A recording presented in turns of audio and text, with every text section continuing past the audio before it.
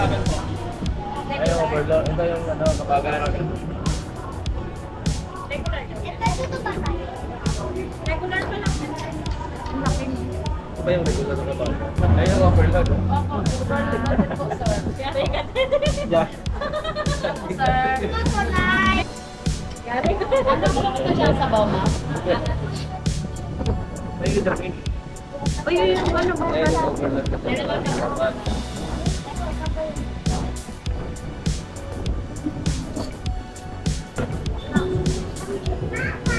Parang dalawang tao yan eh. Yung overload. Laban. Pangmukbang pa.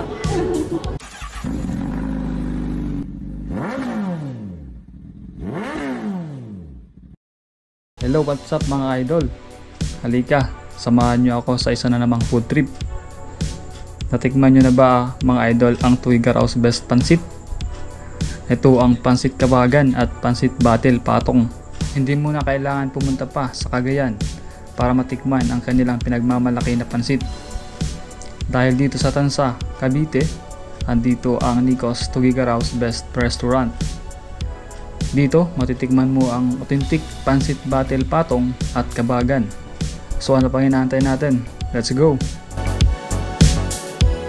Dito mga idol, marami silang ino-offer ng mga pagkain.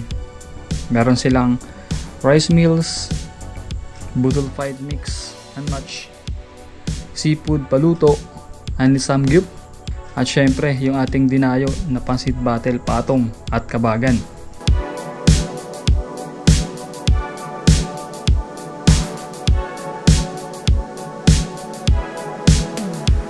Sa rice meal mga idol, nag-order kami ng Hungarian silog at top silog.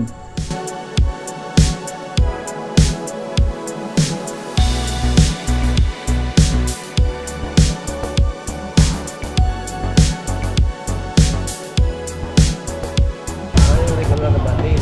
Kabagan po. Ay, yung overload. Ito yung ano, kabagan. Regular pa lang. Ang laki. Ito ba yung regular na kabagan? Ano nga? Baka ito ngayon. May sabaw yung kabagan. Baka yun yung ano. Ay, yung overload. Opo, overloaded po, sir. Yari ka din. Yeah. Sir. Ito na mga idol, ang Pansit Batil Patong na overload. Good for 2 servings na ito mga idol.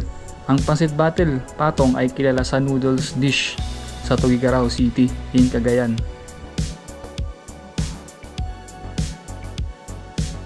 Ang daming ano oh. Ito kawali. Para ano.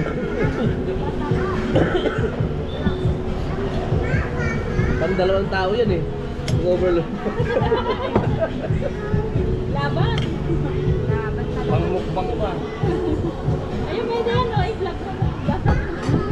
Nagkikar mo lang mo. May titsarong natin may ano pa. Kakahay. Anong ganisa.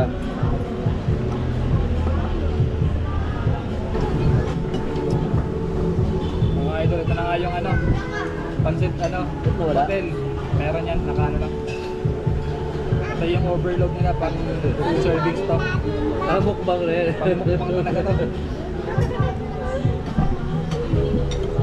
Sa mga hindi pa alam kung ano yung Batil Patongs, it came from the local term batil means beaten egg and patong means on top.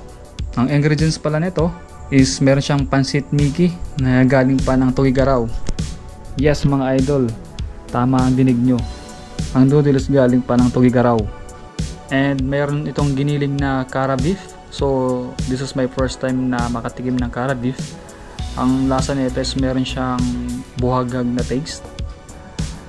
And then meron siyang lechon kawali, chicharon bulaklak, pork liver, onions, cabbage, carrots, toge, egg, at chorizo. Sa overload, meron itong longganisa ng Tuguegarao na malalasahan mo talaga yung meaty taste. Tapos may kasama itong sabaw. Ito yung pinaglutuan mga idol.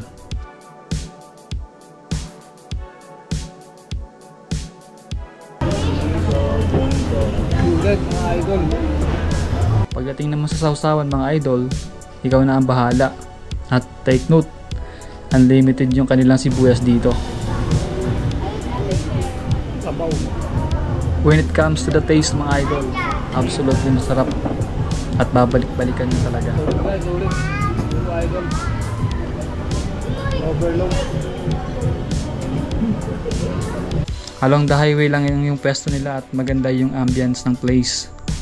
So you can relax while eating. At ayun na nga mga idol, hanggang dito na lang muna. Maraming salamat pala sa panunood. At kung ikaw ay bago sa aking channel, don't forget to like, follow, and subscribe for more.